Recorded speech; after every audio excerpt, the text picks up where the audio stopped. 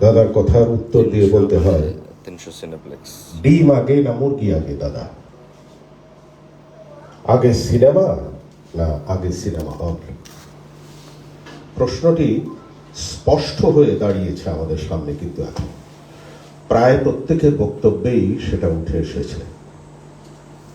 আমি পরিষ্কার করে বলতে চাই, আমি তাহাকেই সিনেমা বলিব যাহা সিনেমা হলে মুক্তি পায়।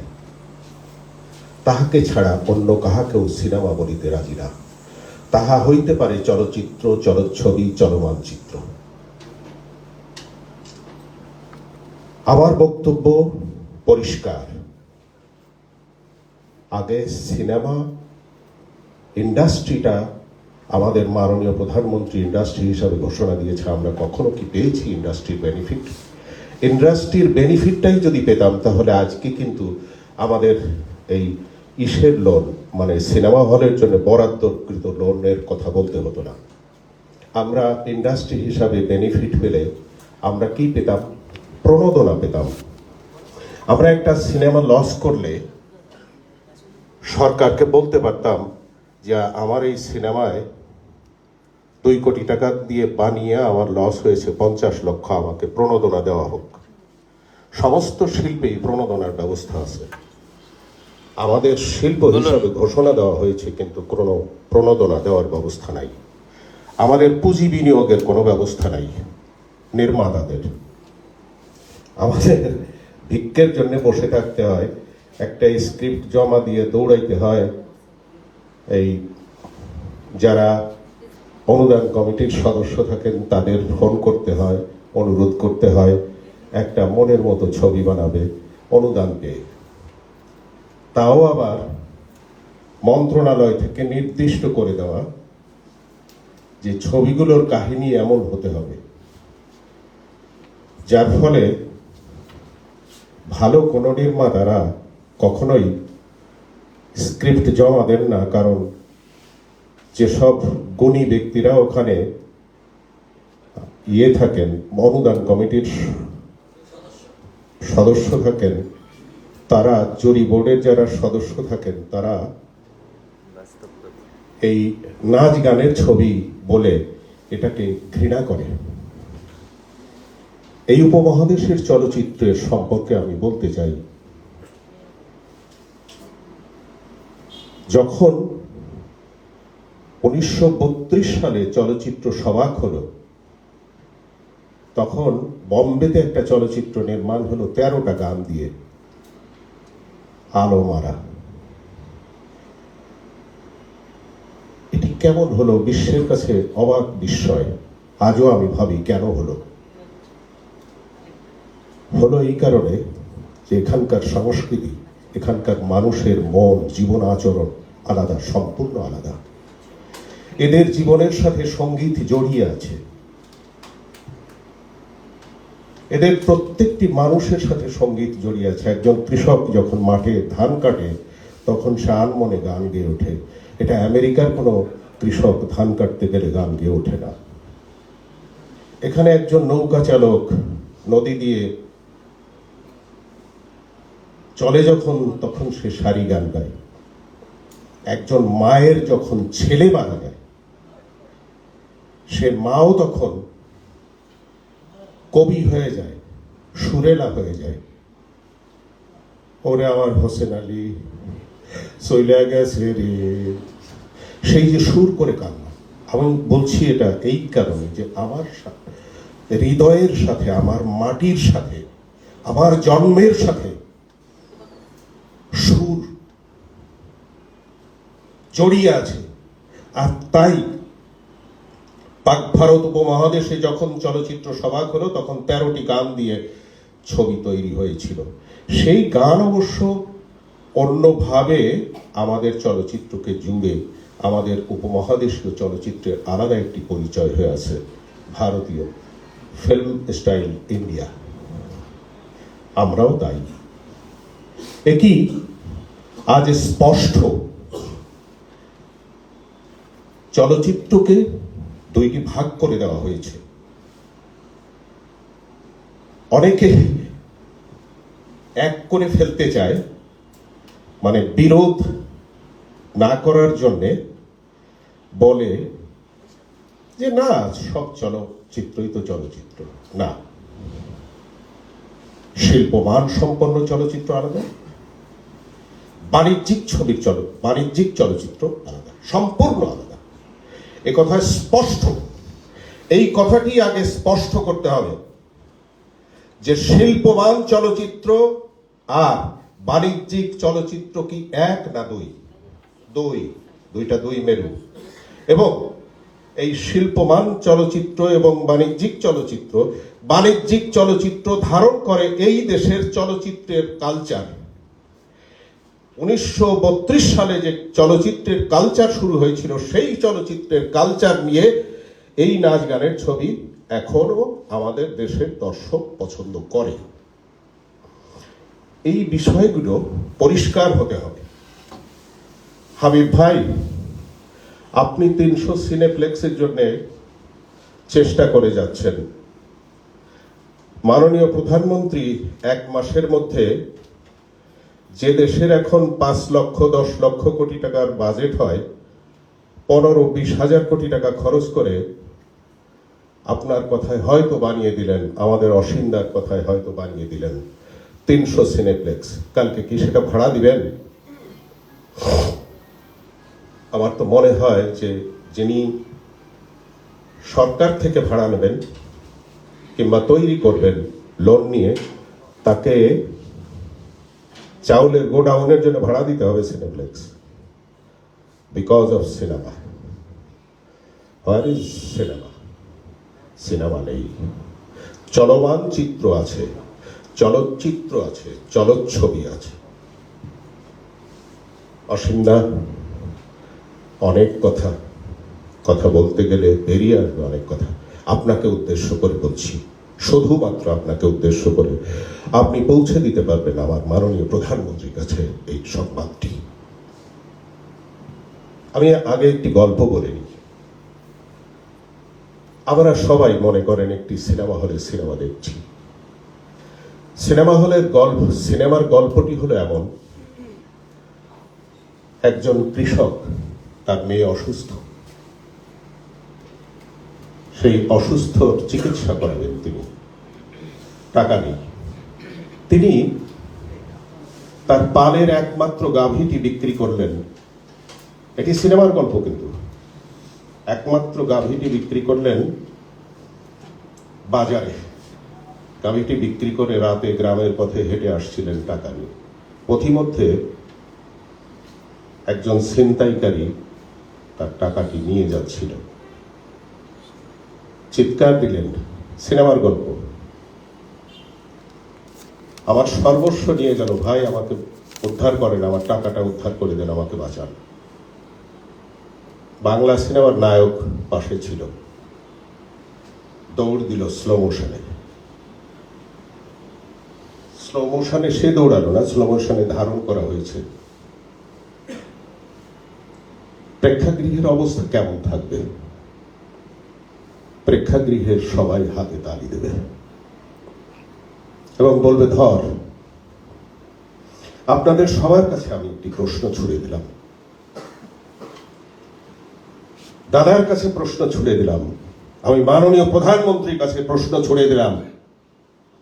ওই সিনেমা হলে একজন দর্শক ছিল যে ঠিক এমনি করে ছিনতাই করে সে এসেছে, সেই টাকা দিয়ে সিনেমা দেখছে। সে কি করবে? সে কি হাতে তালি দেবে সবার সাথে? ক্ষণিকের জন্য স্তব্ধ হয়ে যাবেন, আপনারা উত্তর দিতে পারবেন না। দেবে। আমি বলবো অবশ্যই দেবে, এটি আমার গবেষণা। This is magic of cinema. সিনেমার ম্যাজিক এইটা। সিনেমা প্রদর্শনের একটা কালচার আছে। আমি টেলিভিশনে, আমার শ্রদ্ধেয় একজন ভাই বলে গেছেন যে আমাদের মাথা নত হয়ে গেছে। হ্যাঁ, মাথা নত হয়েছে, আমরা দেখি। কিন্তু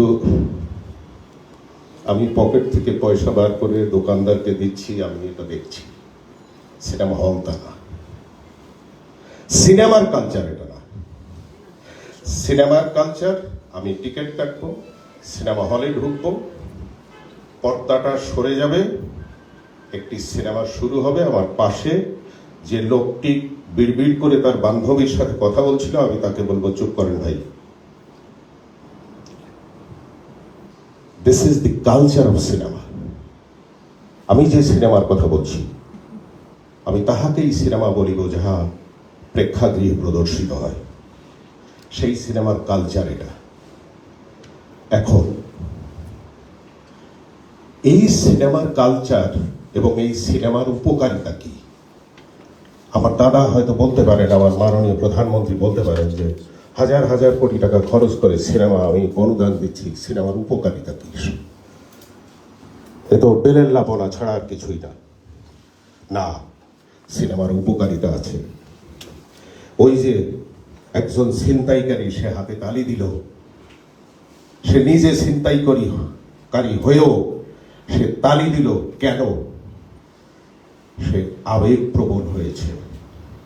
সে যখন সিনেমা হলে ঢুকেছে, পর্দায় মনোনিবেশ করেছে, সে তখন ভুলে গিয়েছে তার নিজস্ব অবস্থান, সামাজিক ভাবে কোথায় তার অবস্থান, সে কি পেশায় নিয়োজিত, তার মা অসুস্থ কিনা, সব ভুলে গেছে। সে একক একজন ভালো মানুষে পরিণত হয়েছে। সেই ভালো মানুষটি পর্দায় ঘটে যাওয়া ঘটনাটি যে দেখছে, সেই ঘটনাটি সে উপভোগ করছে। আর সে সাধারণত সমগ্র চলচ্চিত্রে একটি খারাপ, এক গ্রুপ খারাপ, এক গ্রুপ ভালো লোক থাকে, ভালো আর মন্দের মধ্যে দ্বন্দ্ব থাকে। সেই শেষ পর্যন্ত আমাদের দেশীয় সিনেমায় মন্দের পরাজয় হয়, ভালোর জয় হয়। আর সেই যে ছেলেটি যে ঢুকলো, প্রতিটি মানুষই ভালোর পক্ষে জয়গান গায়, ভালোর পক্ষ সমর্থন করে, সে আবেগপ্রবণ হয়, কাঁদে সিনেমা হলে, ঝরঝর করে কাঁদতে দেখেছি। আমার একটি সিনেমা দেখে, খোকন সোনা দেখে আমি দেখেছি একজন মহিলা চিৎকার দিয়ে হলের মধ্যে পড়ে গেছে। আমি সার্থক মনে করেছি আমাকে, কারণ আমি তার আবেগকে আঘাত করতে পেরেছি, আবেগকে স্পর্শ করতে পেরেছি। আমি বলি, দাদা, এদেশে সিনেমা না থাকলে এই দেশের দারুণ ক্ষতি হয়ে যাবে, অনেক বড় ক্ষতি হয়ে যাবে। ঠিক এই সাহিত্য কেন্দ্রে, এই জায়গায়, এই স্টেজে না, এখানে দাঁড়িয়ে বলেছিলেন ডক্টর ওয়াজেদ সাহেব, কাজী হায়াত, আবেগ তৈরির কারখানা যেন বন্ধ না হয়ে যায়, তাহলে দেশের বড় ক্ষতি হয়ে যাবে, ব্রুটালিটি বেড়ে যাবে। তিনি বলেছিলেন ইলিশিয়াম ভবনে কিশোররা হত্যাকাণ্ড করেছে, অবাক হয়েছিলেন তিনি। বললেন পৃথিবীর খুব রেয়ার দেশে কিশোররা কিশোরদের হত্যা করে।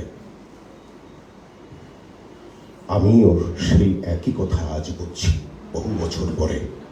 অসীমদা, আপনাকে, দেশের বড় ক্ষতি হয়ে যাবে, ব্রুটালিটি বেড়ে যাবে। আমি দেশ উল্লেখ করে বলবো না, আপনার নিজের মনের কাছে এখনই প্রশ্ন করেন, কোন দেশে নাই সিনেমা? কখনো ছিল না। সেই দেশে এখনো বিচার ব্যবস্থায়, সামাজিক ব্যবস্থায় ব্রুটালিটি আছে। সেখানকার মানুষও ব্রুটাল। আমাদের দেশে ব্রুটালিটি নাই। আর সেই আমি আপনাকে পরিষ্কার ভাষায় বলি, ভারতের সমস্ত রাজ্যে সিনেমা হল, বেশি সিনেমা হল আছে, সিনেমা ইন্ডাস্ট্রি আছে, একটি অঙ্গরাজ্যে সিনেমা ইন্ডাস্ট্রি নেই, কাশ্মীরে। Why? ইরাকে সিনেমা ছিল না, লিবিয়ার সিনেমা তৈরি করেছে, সিনেমা ছিল না। ব্রুটালিটি বেশি সেই সব দেশে। সৌদিতে ব্রুটালিটি বেশি, বিচার ব্যবস্থায় এখনো গলা কেটে ফেলা হয় মানুষকে। এইসব ব্রুটালিটি বেড়ে যাবে দাদা। একজন মানুষকে হত্যা করতে 3টা ছুরিকাঘাত করেছে 3টি যুবক ছেলে, একজন ডাক্তারকে, একটা সেবককে। সমাজের অবক্ষয় হয়েছে, কোত্থেকে হচ্ছে, কেন হচ্ছে, গভীরভাবে চিন্তা করবেন। আপনারা দেশ গড়ার কারিগর, আপনারা সমাজ গড়ার কারিগর।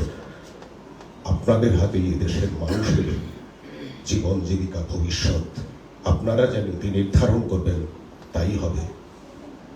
সিনেমাকে বাঁচান, আমার শেষ কথা। সিনেপ্লেক্স হোক, সিনেমা হোক। আপনাকে আরো অনুদান যে প্রথায় দেওয়া হচ্ছে সম্পূর্ণ ভুল প্রথায় অনুদান দেওয়া হচ্ছে।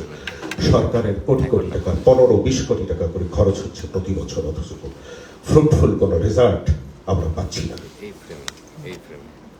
এই অনুদান প্রথার কোথাও বলবেন মাননীয় প্রধানমন্ত্রীকে, এইভাবে অনুদান দিয়ে অর্থের অপচয় করার কোনো অর্থই হয় না।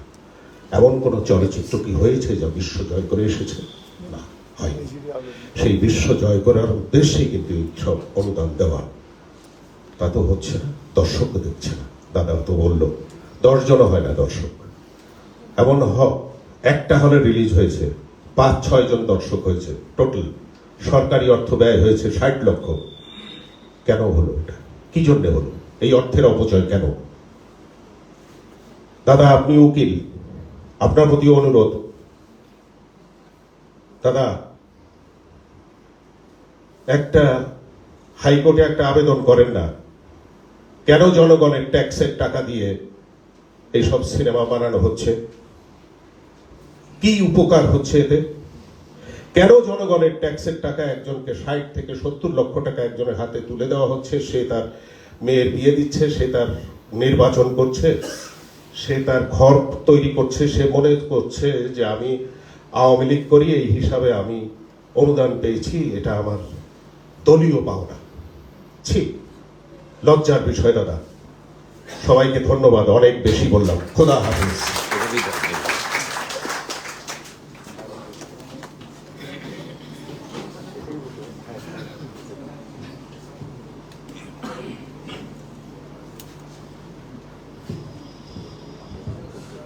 কথা বলতে বলতে আবেগ চলে এসেছিল, কাছে যাচ্ছে। যাই হোক, অনেক সময় অনেক কথা গঠনমূলকভাবে আসলে চলে আসে, যেটা ওনারা ওনাদের অভিজ্ঞতা থেকে বলছেন। আমি এই পর্যায়ে আরেকজন অভিজ্ঞ এবং স্বনামধন্য পরিচালক এবং বাংলাদেশে যেই কয়জন সবচেয়ে বেশি ছবির নির্মাতা তার মধ্যে অন্যতম আমার অত্যন্ত শ্রদ্ধা জনাব দেলোয়ার চাঁদ ঝন্টু স্যারকে অনুরোধ জানাচ্ছি মঞ্চে এসে আমাদের মূল্যবান বক্তব্য দেওয়ার জন্য।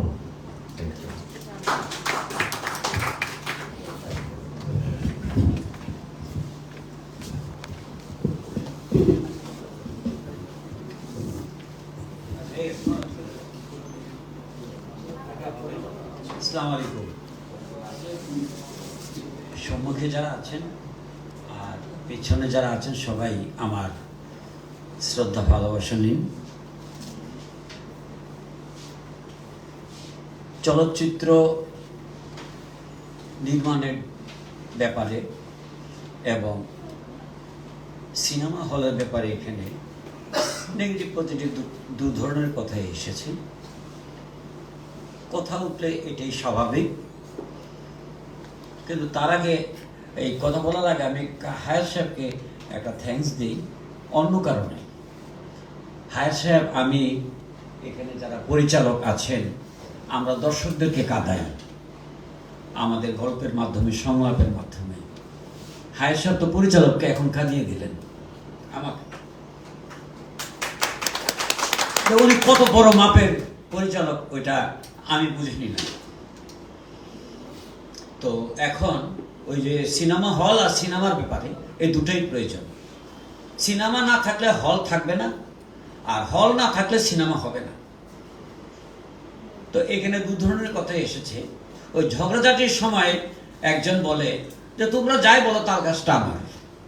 তো এখন আমি ওই তাল গাছের আমার নিজের ব্যাপারে আমি তাল গাছটা চাই। তাল গাছটা হচ্ছে গিয়ে সিনেমা হল এবং সিনেমা, এই দুটা যে কোনোভাবেই হোক। এখানে যত কথাই বলি, আমরা যদি টিকে থাকতে চাই, চলচ্চিত্র যদি নায়ক নায়িকা এবং ক্যামেরাম্যান, সম্পাদক, যারা কাজ করে সবাই যদি টিকে থাকতে চায়, তাহলে চলচ্চিত্রের প্রয়োজন। সিনেমা হল আর চলচ্চিত্র। তো আসুন আমরা লাস্ট ট্রাই করি, ভুলে যান সিনেমা কিভাবে চলবে, দর্শকের টিকিট কিভাবে হবে, হল ভালো না, দেয়া ভালো না, এই ভালো না, সেই ভালো না, সব কিছুর ভিতরেই আমরা চলচ্চিত্র নির্মাণ করতে চাই এবং ওটা আমাদের প্রয়োজন। দর্শকরা সিনেমা হলে না দেখে ওই টেলিভিশনের সামনে দেখেও এখন আমাদের চলচ্চিত্র দেখতে পারে, তাতে আমাদের কোনো লাভ হয় না। তো চলুন আমরা লাস্ট একটা ট্রাই করি। সেই ট্রাইটা হচ্ছে গিয়ে আমাদের এখানে একজন সংসদ সদস্য আছে, অনেকদিন পর একজন কালচারাল মাইন্ডের লোককে আমরা সংসদ সদস্য হিসাবে এখানে পেয়েছি, কালচারাল লাইনের। আমরা আশা করি এখন আগের চাইতে আমরা কিছুটা লাভবান হব ওনার জন্য। আমরা প্রধানমন্ত্রীর কাছে যাব, চলচ্চিত্রের সবাই এখানে বসে মাইকে বসে কথাবার্তার কোনো ভ্যালু নাই, এরকম কথা অনেক বলি আমরা। আমরা চলচ্চিত্রের সবাই প্রধানমন্ত্রীর কাছে যাব। তার আগে একটি কাজ আছে, আমাদের যে সংসদ সদস্য আমাদের এখানে বসে আছেন সংসদে, আমাদের এই 300 সিনেমা হলের জন্য উত্থাপন করবেন। সংসদে উত্থাপন করার আগে আমরা প্রধানমন্ত্রীর নলেজে দেব যে আমাদের এই চলচ্চিত্রের এই সিনেমা কমপ্লেক্সগুলোর প্রয়োজন। আমাদের প্রয়োজনের কথা প্রধানমন্ত্রীকে বলার পর যদি আমাদের সংসদ সদস্য আমাদের সংসদে গিয়ে যদি বলে, তাহলে প্রধানমন্ত্রীর ব্রেনে চলে আসবে আরো তাড়াতাড়ি। এই দুটো কাজ যে কোনো ভাবে আপনারা করুন। আমার সংসদ সদস্যের কাছে আমার অনুরোধ, সংসদে আপনি কথাটা বলবেন, তার আগে আপনাকে আমরা বলবো আমরা প্রধানমন্ত্রীর কাছে গিয়েছি। এখানে আমার পরিচালক সমিতির সভাপতি আছেন, প্রযোজক সমিতির সভাপতি আসেননি, আসার কথা, অপেক্ষায় ছিল অনেকক্ষণ, আসেন নাই। আমরা সবাই মিলে সেখানে যাব। আমার পরিচালক সমিতির সভাপতির কাছে আমার অনুরোধ, প্রধানমন্ত্রীর কাছে যাবার ব্যবস্থা করব, অন্য সবকিছু ছেড়ে প্রধানমন্ত্রীর কাছে আমরা যাব। এটাই করব, আর কোনো কাজ নেই। আপনাকে আমরা ভোট দিয়েছি, প্রেসিডেন্ট আপনি, আপনার কাছে আমরা কিছুই চাই না। এখন বলি আপনি যে কোনো ভাবে এটা ব্যবস্থা করবেন প্রধানমন্ত্রীর কাছে যাওয়ার। আপনার মাধ্যমে আমিও ব্যবস্থা করতে পারি, অ্যাটেম্প নিতে পারি। আমি নেব না অ্যাটেম্প, আমার প্রেসিডেন্ট আছে এখানে, আপনি করেন। আমরা প্রধানমন্ত্রীর কাছে যাই, দেখি চলচ্চিত্রকে লাস্ট আমরা বাঁচাতে পারি কিনা। এছাড়া কোনো পথ নাই। ওই তাল গাছ হচ্ছে আমাদের চলচ্চিত্র। আপনারা সবাই আসেন, আমরা যাই। বারবার কিন্তু ঘুরে ফিরে একই কথা বলছি, মানে ওই বোরিং সিনেমার মতো আর কি। ঘুরে ঘুরে কতক্ষণ পর পরে ঘুষাঘুষি করে। ওই যে বললো যে মারপিট বেশি, এই বেশি, সেই বেশি, কতক্ষণ পর পরে এরকম। আমি ওইটাই করতে চাই এখন। আসেন আমরা যাই। আমার প্রেসিডেন্ট, আপনি চেষ্টা করুন। ধন্যবাদ।